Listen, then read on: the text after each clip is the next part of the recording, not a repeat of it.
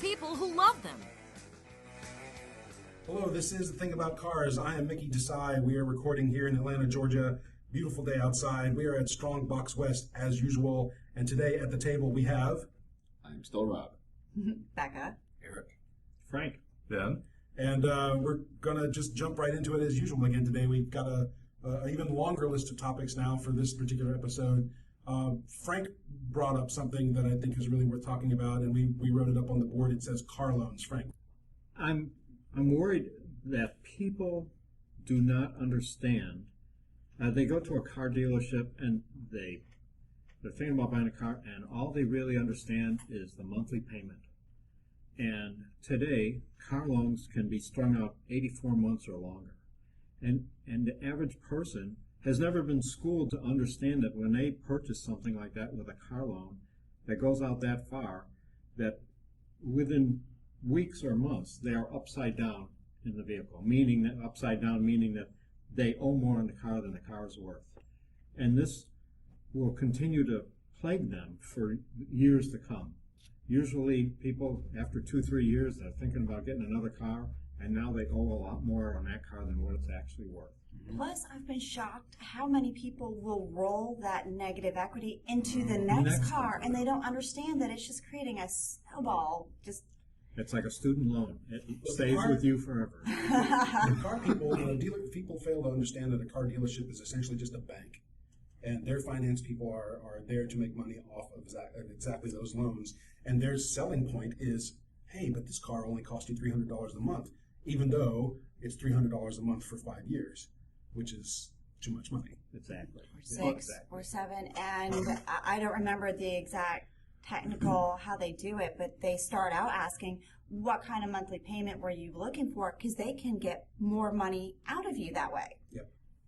It's apparently easier to squeak it in that way than saying, here's the total cost of the vehicle. I actually call it a predatory loaning practice. I don't think it's fair at all, because you're living in a culture of people that don't consider, the actual base principle on a car. They only see that $300 a month price tag. They don't see the actual final price tag that $40,000 car you just bought, you just spent $52,000 on because you wanted a $300 a month note. They're seeing the trees instead of the forest, for the old adage. Yeah. No, he was saying how I've always bought cars, I try to get a lower payment, and I always pay extra. Any way that I can squeeze that in. When I originally had the Mustang, I'm always talking about, I paid that car off in 3 years. Even though that, at the time, was the most I'd ever spent on a car. Oh my God, it was so expensive 20 years ago. Yeah. I still was able to send in a large enough extra amount that I paid it off 2 years early, even though it was financed for 5 years. So. Yeah, exactly. And my point to the whole thing is really, how do we raise awareness to people, young, old, in between? They all do it, and they all end up with car loans that take them out for years and years. Well, that would be home ec. Yeah. They don't teach that in high school. They don't teach basic home ec in high school anymore. That should be part of it. They should bring back your daily living education. I think it's a little more general than that. I'd like to see pure financial literacy as part of that. Which is all anathema to our consumer culture, which teaches us, give me convenience or give me death. Yeah, that's true. I think we do live in way too much of a culture of convenience. That's true. Yeah. Definitely. Well, these car loans sort of seem to me like the car dealerships have figured out how to do a lease without any risk to the dealership. Because it ends up being the exact same problem in terms of you've got more value left, but instead of the dealership or the car factory being responsible for it and thinking about how they're going to resell the car later, they can get the consumer into the same price per month and stick them at the end of 3 years if they want to get out of the car. Exactly. Frank, are you a finance guy? I am not. I'm just an old guy. You're just an old guy. I just pay cash. And now I go into places and they don't even accept cash. It's true. I'm trying to switch to mostly cash these days, and it's kind of shocking. There are places that won't accept cash. That's anymore. right. But, That boggles my brain. Is there a law against that? Going only the cash? Does it say on the money that legal tender? Well, years ago when I was younger, the longest you could get a car loan was 36 months. Mm-hmm. And because of that, people weren't upside down in their loans and stuff, and they did pay them off in a reasonable amount of time. Right. Cars also cost a smaller percentage of most people's income, too. cars I sell didn't last as long. I have a friend who has a house. Her note on her house is in the $600 range, and she's got impeccable credit and has refinanced the house, and she's doing everything right financially. She bought a truck. She bought a Ford F-150. The note on that truck is almost as large as the note for her house. Oh yeah. I can see that. Yeah.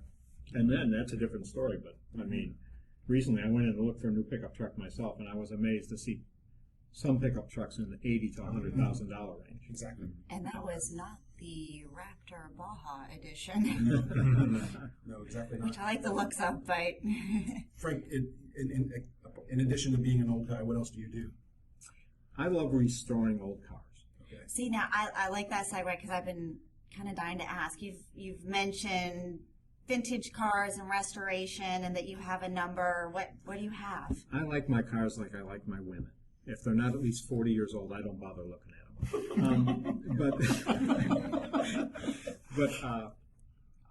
I like a lot of different cars. My favorite is Lotus from England, and we can have a lot of English car jokes and stuff and talk about English car electronics. We already give Ben a little And bit Ben's more hard best time. friend over That's here. right. Ben has a Lotus, my buddy Ben here. That's right. He's actually loaned me a part to reproduce. Very cool. So, and I like to reproduce some parts. So you do fabrication then too. I do, yes. So if you have a Lotus from the So- 60s and you're looking to restore the interior, I make new seat covers, new door panels. I vacuum form center consoles and things like Yeah, that. Ben said he told me earlier that he lent you the center console. That's right. He hasn't seen it back again. Right. So But you can make it with a place to hold your phone. help me understand here. It's like we're talking about a series of cars that is clearly not being made anymore. The number of them. Well, Lotus are being made. No, I mean the models you're talking Oh, about. you're right. Those are 50 years old. 50 years old. Those models are not being made anymore.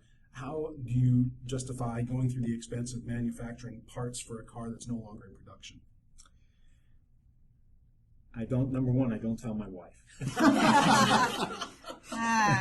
Number two, I guess, there are, and you got to pick the right car, the right vehicle. But there's people all over the world that they love old cars. They'd like to drive a beautiful old car, and when you can't get certain parts, it just drives them crazy. And that's when the values of those cars go down, because they just bring a car to some shop and they slap something together, but it's not the way it left the factory. And we're running into a new set of problems with vintage cars. Mm-hmm. There's a friend of mine that owns a Lotus parts supply company in California. I've been buying parts from them since the early 70s, and the owner of the business recently passed away. And there's no young people, there's nobody in line looking or has the money to be able to buy the business up. Right now his wife is still running the business and a few other people, but I have an engine builder that I use in Illinois. My friend, his name is Barry. Barry knows more about exotic engines than anybody I've ever met in my life. Mm-hmm. But Barry is now 81 years old. I've been at his machine shop. I've been there where I helped him for months in the machine shop, and we're getting we don't have anybody to replace these people. Even brand names that you hear of, Edelbrock. The senior Edelbrock person recently passed away. Mm-hmm. And today it's just a different world. You got the people, everything's electronic, so you talk about iPods and radios and Crutchfield and all these different types of things. But on old cars, it's a different set of parameters. But I mean, new cars are still being made that people do like to tweak and modify. So my question is how do those other manufacturers, how do the Edelbrocks and the older car folks invite the younger crowd in to at least see what they're doing, right? Because I think they're doing remarkable things. They are. And it's still car modification. Car restoration is a perfect gateway to car modification and vice versa. Yes. So. And I think we've touched a little bit on that in bits and pieces in previous episodes, that the millennial generation, the younger people, are just not as interested in cars. Just even having a license or car ownership, let alone modifications, restorations, vintage, anything like that. Fewer of them can afford it too. Right. Well, the flip side to that is those that are tend to be much more focused and will spend more money. I think that overall the car modification scene has the same volume, if anything more so, that there may be fewer people involved. It's just a shift in the spending habits. Now we're talking about actual modification, not just putting stickers on Hondas. Right. Right. The sharing, dissemination of knowledge is so much easier. People can figure out how to do an engine swap, figure out how to do a turbo installation. And it's much easier to share that information nowadays. Yeah, I mean, everybody's posting a YouTube video on how they accomplish something by... Right. It falls into different categories because you've got modifications where you can enhance the performance of a car and stuff versus a restoration. Mm-hmm. And in the area of restoration, we're losing a lot of people in the country that do certain things. Try to find the chrome plater today. The EPA has shut down probably 90% of the chrome platers in the world. I have an insight into that as well that goes along with the modification. The whole idea is that those who are involved in whichever aspect of the automotive hobby are spending more money. There's been this trend for the past couple of decades where older cars, and it goes in cycles, what is the next one that is suddenly ballooning in value? You know, it was muscle cars for 20 years ago. You know, 60s muscle cars were going to 6 figures, 7 figures even for the right one. Then all of a sudden, vintage BMWs are going crazy. Vintage SUVs are just crazy. They're comparable with vintage Mustangs right now as far as Jeeps price. and Land Cruisers, you're absolutely right. Broncos, I've complained about trying to find one of those. Right. You know, there is no such thing as a cheap older Porsche anymore. Even the most boring stuff is still 5 figures. You know, a 924 with high miles and just runs is still going to be $8,000-9,000, and a 911 add another decimal place to that. So maybe Lotus hasn't hit that yet. That hopefully may be about to. And as soon as it happens, you have the focus. You have the people that are still around suddenly get a lot more exposure and are doing a lot more work, and then people who may have the skill set from something else transfer to that, and the people that can provide chroming services or the leather stitching services or whatever restoration needs there are. That's been dwindling too, the interior, the stitching. Right, but the few that are out there suddenly become more accessible and are doing more work for more people. Mm-hmm. I don't see that this stuff is really going anywhere. I just see that instead of being a low level from a lot of people do stuff to a very high level that few people do stuff, that the overall volume is going to be there. You know, in the BMW world, we're seeing people spend a lot of money restoring cars that even 5 years ago would have just been crushed. Okay. Recycled. Mm. Oh, yeah. I think they're crushing a lot more easily. But I would like to see a blending, not just strictly restoration or modification.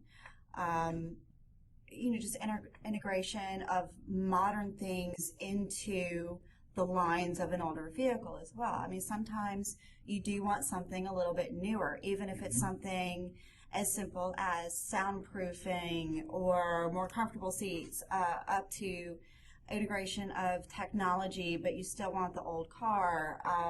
I would like to see something that blends it. It's not one or the other. And that happens on a regular basis. Oh, yeah. It does. Yeah, resto mods. I'm doing Well, that's different.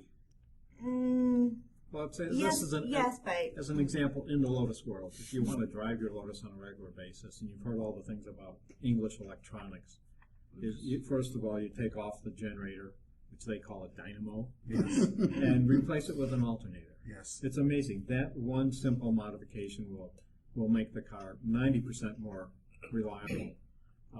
What's in your garage? My garage has got a 66 Lotus Elan, a 69 Lotus Europa, a 67 Barracuda convertible, 65 Lotus Elan factory lightweight, and then in storage in another place, another garage. My wife doesn't know about that garage. that's a hidden story. There's 3 other Lotuses in there. My goodness. all year long. Can I come live with you?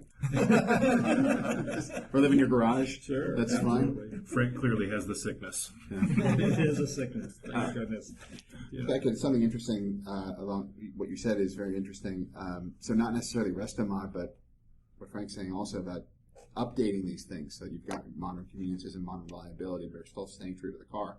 A friend of mine, Nick, works for Motorworks Racing. They've been doing a really cool conversion with Porsche 944s. And the 944s had that 4-cylinder that was, what were they, 2.3 up to 2.5 liters. They're not very impressive by modern standards, and they're still expensive to fix. They worked out this really neat swap where they're doing later model Audi A4 1.8 turbo direct drop-ins, bolts up to the Porsche transaxle. You open the hood, it looks right, and it's still the same parent company family stuff, and the cars are ferociously fast. They pull 400 horsepower reliable out of these things without much effort. The lack of love for Audi has much to do with how they're built. The darn things are built from the inside and inside out. But the 1.8 was so much better of an engine than the new 2-liter. Why is the old 1.8 better than the 2.0? You don't have to replace the turbos every couple of years. Your rings don't seize up in the pistons and burn all your oil. Do you mean the turbos? I'm not a huge fan of turbos. Your engine is going to make this much horsepower.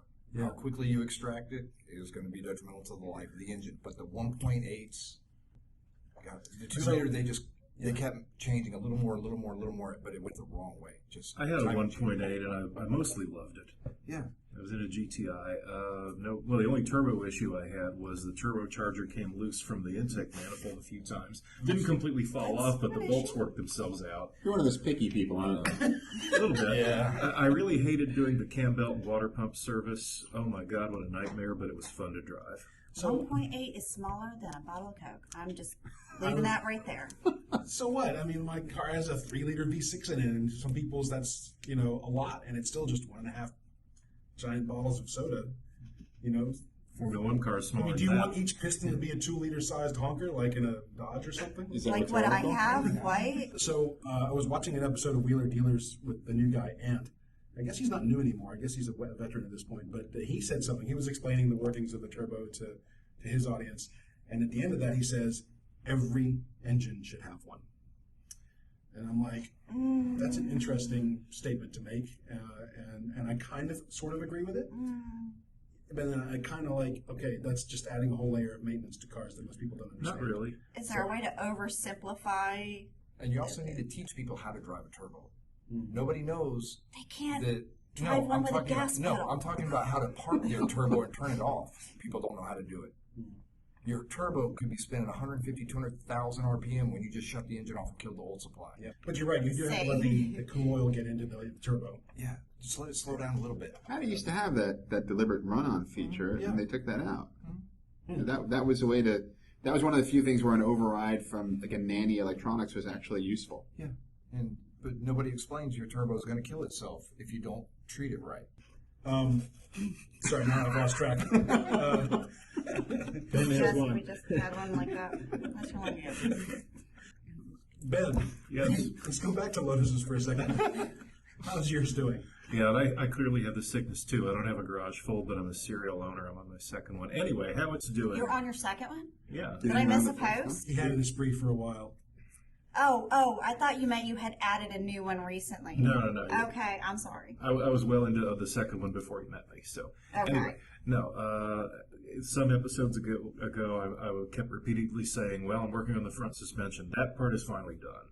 The front suspension is back together. It's in. The dashboard is getting this close to coming back in.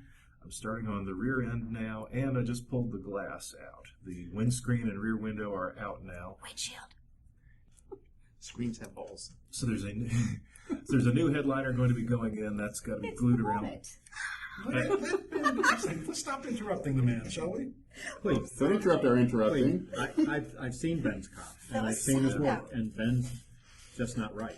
If That's you right. saw Well, the somebody who, meticulous things he's doing to some of it, I was just I was blown away. picking on the British. I apologize. well, somebody who owned it before I did wasn't right, because when I pulled the rubber seals out yesterday, I found a stupendous amount of silicone that someone had injected behind them. No kidding. Yeah, it was about a quarter inch thick in some places. Huh. Probably 3 pounds of silicone I pulled out of the front seal alone. Oh boy, Did you Joe, figure I out wanna what make the jokes. suspension geometry issue you were having was? No, you should. not yet. So it's still riding high. Yeah, the front end is still about 4 inches too high. I'm not going to think about it till I've got the car operable again. Then maybe take it around the block and see if that helps settle it. But I mean, I've been bouncing my full weight on the front end a few times, and it's not settling. I So wonder what changed. But yeah, I was going to mention settlement. I've learned the hard way about settlement with a car. It usually takes a little while. Cool. I think that's what we've got time for today, unless anyone else has something quick we want to touch on. I just want to say that we Land Rover owners appreciate you, Lotus owners, so that we do have somebody else to laugh at. Okay, my one British car joke. Why don't the British make computers? They can't figure out how to give one an oil rig. Right? Keep it in. I'm sure they could figure out a way. All right. Thank you for joining us again. This is The Thing About Cars. We are recording here at Strongbox West. Please find us online. Our Facebook page is The Thing About Cars on Facebook. And we soon hope to have our website back up at TheThingAboutCars.com. In the meantime, you guys be careful, be safe, and we'll see you next time. Ciao. Bye. Good night. Thank you for listening. This has been The Thing About Cars. We'll see you on the road.